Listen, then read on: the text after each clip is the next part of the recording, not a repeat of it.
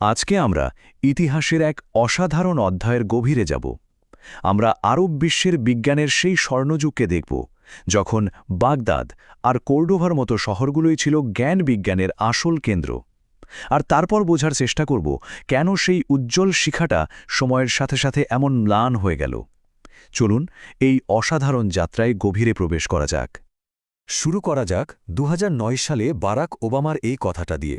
এটা আমাদের মনে করিয়ে দেয় যে একটা সময় ছিল যখন ইসলামী বিশ্বই ছিল জ্ঞানচর্চার মূল কেন্দ্র, আর তাদের অবদান যে কতটা সুদূরপ্রসারী ছিল তা ভাবলেও অবাক হতে হয়। এটা কিন্তু শুধু কথার কথা নয়, এটা একটা ঐতিহাসিক বাস্তবতা। তো আজকে আমাদের আলোচনার পথটা কেমন হবে?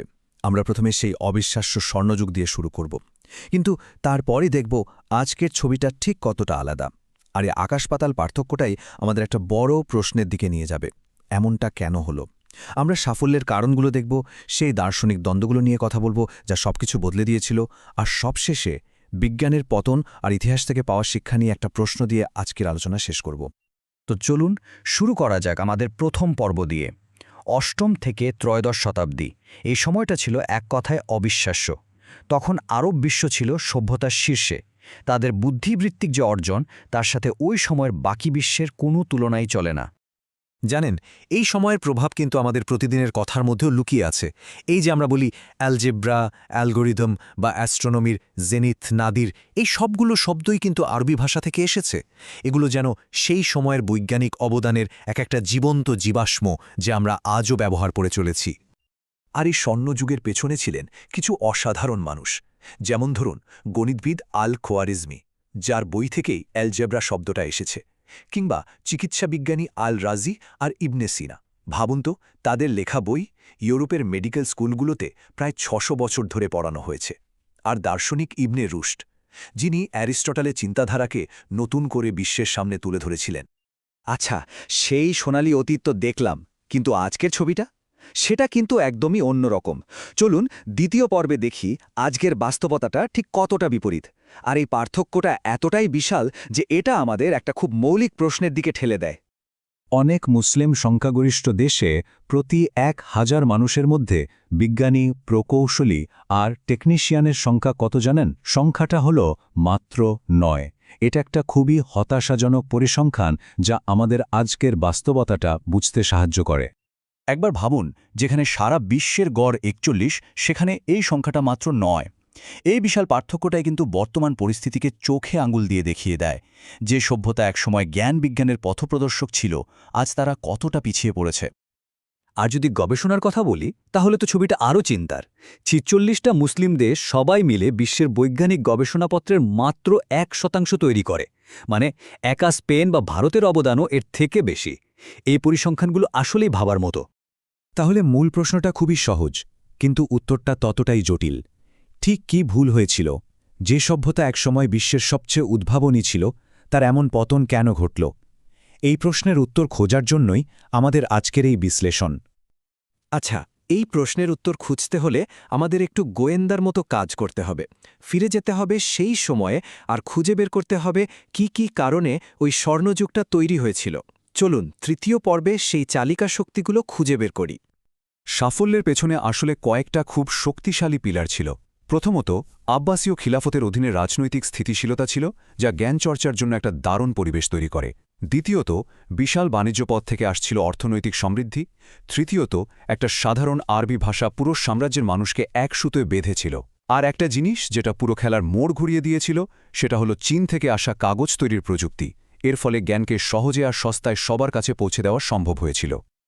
তবে এই সবকিছুর পেছনে যে ইঞ্জিনটা কাজ করছিল, সেটা ছিল এক বিশাল রাষ্ট্রীয় উদ্যোগ, যা বিশাল অনুবাদ আন্দোলন নামে পরিচিত।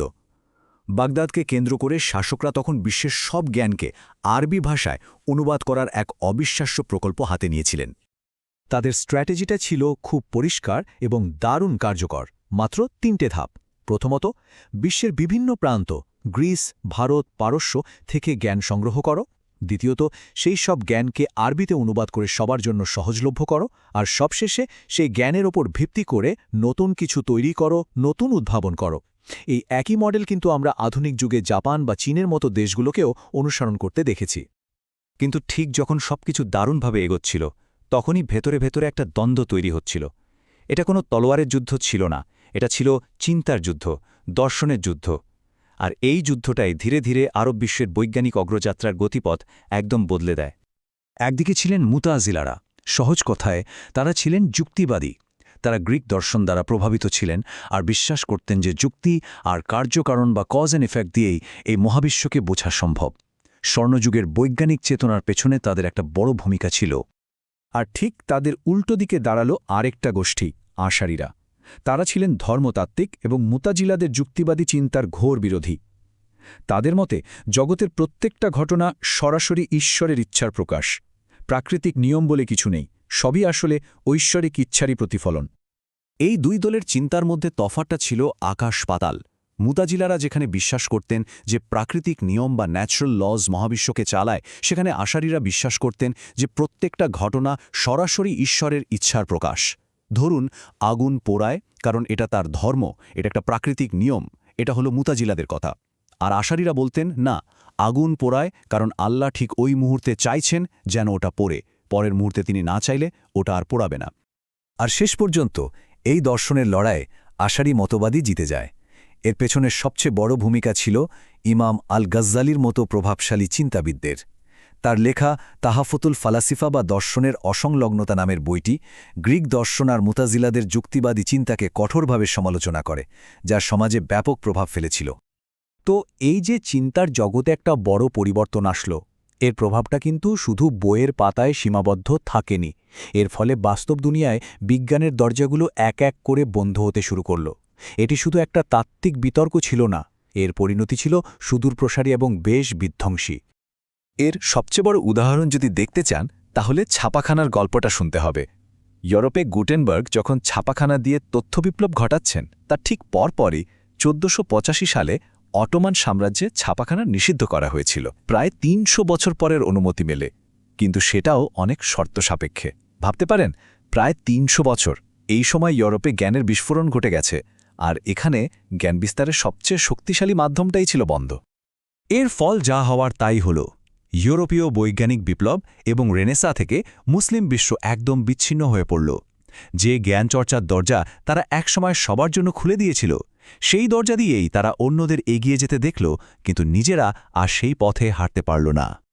তো এই যে আমরা পুরো ইতিহাসটা দেখলাম, একটা অসাধারণ উত্থান আর তারপর একটা বেদনাদায়ক পতন, এখান থেকে আমাদের জন্য শিক্ষণীয় কি আছে? এই স্বর্ণযুগের উত্থান আর পতন আমাদের বর্তমান আর ভবিষ্যতের জন্য কিছু খুব গুরুত্বপূর্ণ প্রশ্ন রেখে যায়। আমরা দেখলাম যে কিভাবে একটা সমাজের খোলা মন, যুক্তির প্রতি আস্থা তাকে উন্নতির শিখরে নিয়ে যেতে পারে, আর কিভাবে সেই পথ থেকে সরে আসাটা একটা দীর্ঘস্থায়ী পতনের কারণ হতে পারে। তাই আমাদের শেষ প্রশ্নটা হলো, কোন পরিস্থিতিগুলো একটা সমাজের বৈজ্ঞানিক চেতনাকে বিকশিত হতে সাহায্য করে, আর কোন সতর্ক সংকেতগুলো আমাদের বলে দেয় যে সেই চেতনা ম্লান হতে শুরু করেছে? এই প্রশ্নটা কিন্তু শুধু আরব বিশ্বের জন্য নয়, বরং যে কোনো সভ্যতা আর সমাজের অগ্রগতির জন্যই অত্যন্ত জরুরি। ইতিহাস আমাদের উত্তর খোঁজার পথ দেখায়।